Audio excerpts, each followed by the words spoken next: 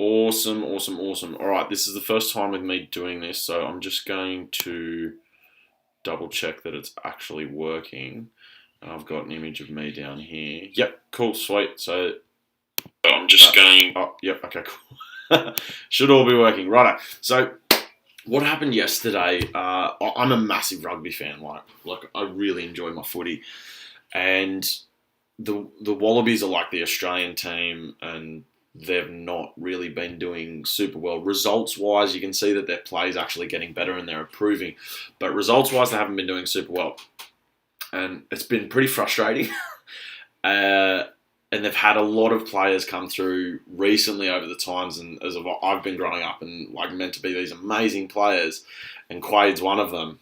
And he's been pushed out for a while, basically because he had a shit attitude. And he wasn't a team player, and he was quite immature back in the day. But James O'Connor, similarly, and after yesterday, I was like, my goodness, this guy has come so far. Same with James O'Connor. Like, James O'Connor is one of my favourite players now, not because he's an amazing player, because he's an amazing human being.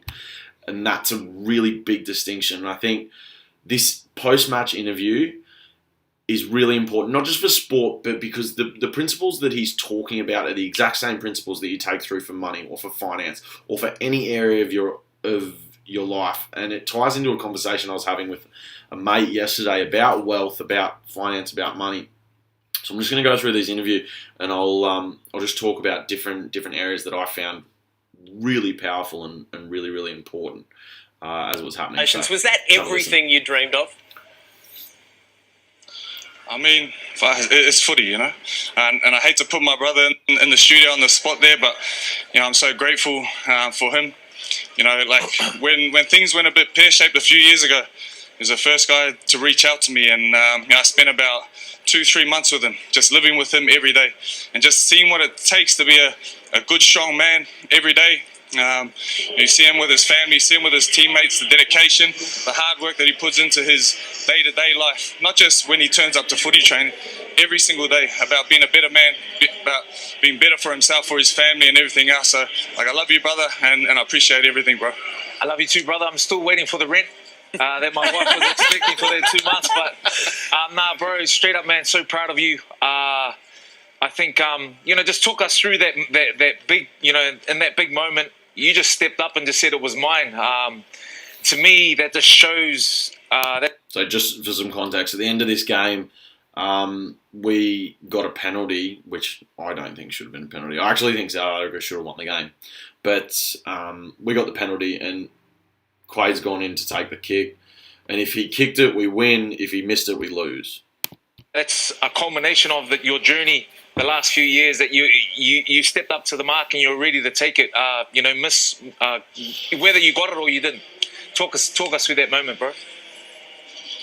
Yeah, the first thing was I looked up and I had a kick from a similar spot just before that, and you know, I only just had the legs to get it over, and then this is the 80th minute.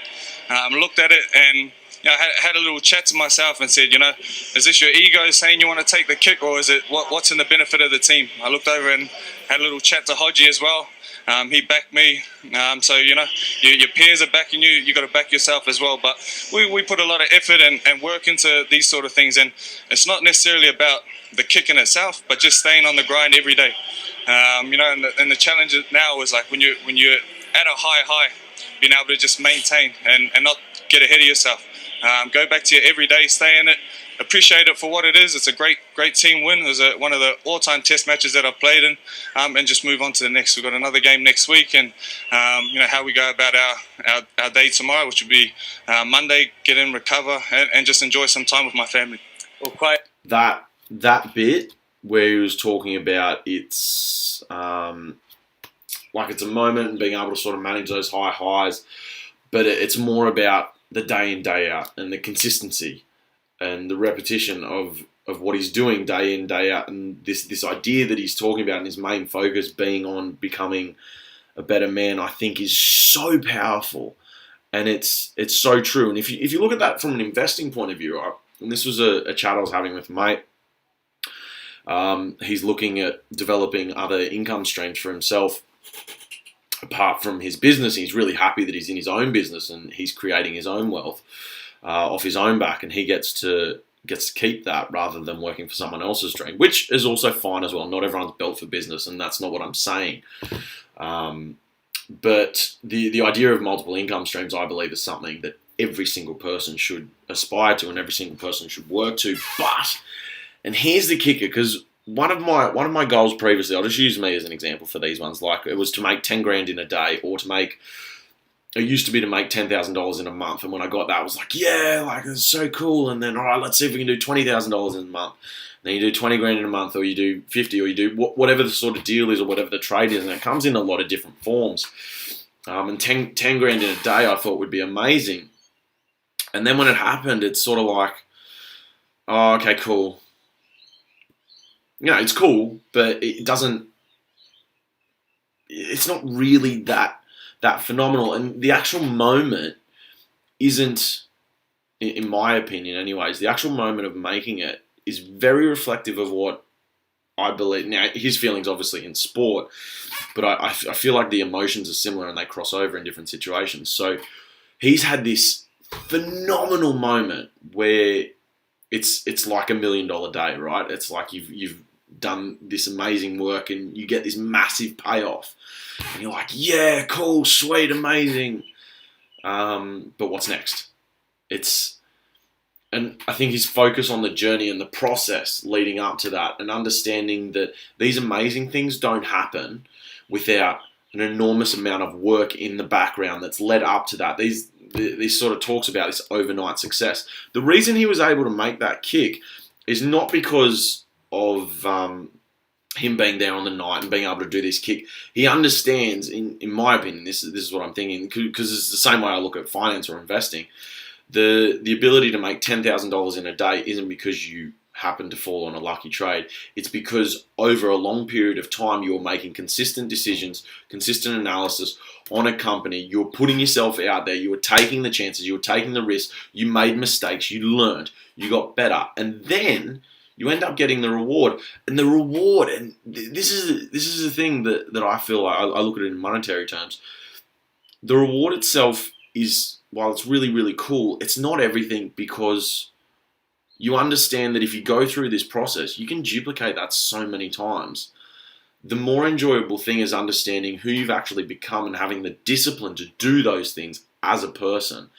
And that's the stuff that's really amazing. And I believe what he's talking about here, it looks almost dismissive of his achievement and what he's achieved, which can be like, why aren't you more excited? Like, why aren't you more into this? Because the value that he places on who he is as a person is more than the value that he places on his achievements. And that is insanely powerful, because the things that make him who he is now as a person, like I said, I used to think he was a horrible example of a human being, a horrible role model, but he has clearly grown so much. A massive credit to him. Massive kudos to him. Same with James O'Connor. Good player, but genuinely good person. You can see that in how he's holding himself and how he's interviewing and how he talked about SBW. Very, very cool, because he values that the most now, and he understands that quality of a human being, that quality of a person, that quality of who he is, comes from what he does day in, day out, day in, day out. And when you look at investing, you don't become insanely wealthy by, boom, this one instant moment. It's this process and this lead up of, okay, cool, if I'm investing, how much am I putting aside of my paycheck if you're working a job each month? If I choose 10%, okay, cool, no matter what, that 10% goes into the investment portfolio. Regardless, I don't care if I don't eat that week, that 10% goes through, because that creates the discipline to develop you as a person, who you are, and the person that actually, when these moments come up, like you get to kick the winning goal, or you get to make 10 grand in a day, or you get to make 100 grand in a day, which I haven't done yet. But you're able to actually capitalize on those moments because you've done the work and the consistency that's required to become the person that can actually get those things. And your value is more on that person rather than the object or the things that person can get. And I believe this is one of the most incredible post-match interviews that I've ever heard from any sports person ever. And I just loved it. I just want to commend the guy. But listen to the rest of it and I'll jump in. I can tell you, you're a hell of a lot calmer than anybody else was in Australia watching that kick, and I think we're pleased that you were that calm. We're just going to roll in some pictures of your good mate, Sonny Bill. Watch it. For a moment, he couldn't watch, and then just punching the air and celebrating. That was really special, mate. And you won't get a sense of that for the next couple of days when you've got people coming up to you and telling you just how special and how much that meant for Australian rugby fans in that moment. I think you'll get a sense of that over the next few days. I'll definitely appreciate that. But as I said, for me, footy is just a small part of my life, and I sort of alluded to that throughout the week. And people asking me, everybody seems more excited than I am. But this is just a small part of our life. It's an important part, but it's still a small part. I look forward to being able to spend my time with my family, be able to work on my body, my mind, and continue to get better every day. Quade, talk us through how you were able to manage your emotions. I would imagine going out there and singing the anthem, running out in the again, looking at what he can do every day because he's field, and then throughout the course of the match, look really calm. And then again, obviously, the emotion about stepping up. He values who he is as a person more than the trinkets, the results. It's like getting a trophy. And I had this sort of feeling when I won the first premiership in footy. It was only second. It was a second grade game. But it was very cool. But we got the reward, and I was like, "Oh, is this it?" And I'm sure that if you're watching this and you've ever achieved anything like that, you've put in so much work, and you think that this reward or this thing that you get is going to make you feel a certain way or give you something, that whole approach is coming at life from a point of view of lack. It's not conscious, right? This is all stuff that happens subconsciously. But you're looking at these things or the outside things and you're like, when I get this, I'm going to feel a certain way. When I have this, then I'll be enough. When I get this, then I'll be loved, or whatever it is for you. They tend to be two of the deeper questions that people ask and struggle with themselves. And so when you get these amazing achievements and you don't have that feeling, it can be one of the most depressing, upsetting things in the world. But, and what I love so much about everything that he's saying is he's happy that, the trinket, the trophy's there, the victory, or all those sorts. It's really cool. But it's not a driving factor. He's so much more focused on who he is as a person. Because who you are as a person, regardless of anything that happens outside, anything, it does not matter if, like you said, win, lose, draw, it doesn't matter. I am who I am. I'm doing these things day in, day out. If these things get taken, if, in the case that we're sort of in now, if we get locked in our houses, how do we handle that? Do you sit down? Do you go into a ball? Do you do nothing? Or do you find ways to make things better? Do you start reading more? Do you learn? Do you get some new ideas? Do you work on projects that can actually work and develop in the confines that we're currently in? Do you start learning more about your rights? Do you become more empowered as a person? Do you keep training, or do you just sit at home and order takeaway food every single night and not learn how to cook? Maybe you go and learn how to cook. There's a great time that you can learn so many things to improve who you are as a person. And when you improve those things, no one gets to take it away. That stays with you forever. So it doesn't matter if you lose all the trinkety stuff, because who you are as a person is always there. And that's oh man, I loved what he was saying. He says these things that he used to define himself, and this is a problem for so many people. It was a massive problem for me. You define yourself often by your job, and he defined himself as Quade Cooper the Wallaby. So when he lost that, it felt to him at the time like he lost who he was. But now, so he's had 3 years not being in the environment, and discovering and creating himself, creating this version of him, because this version that's here now is so different to who was there previously, so different. And by creating this version, when the jersey gets put on him, it's not defining him anymore.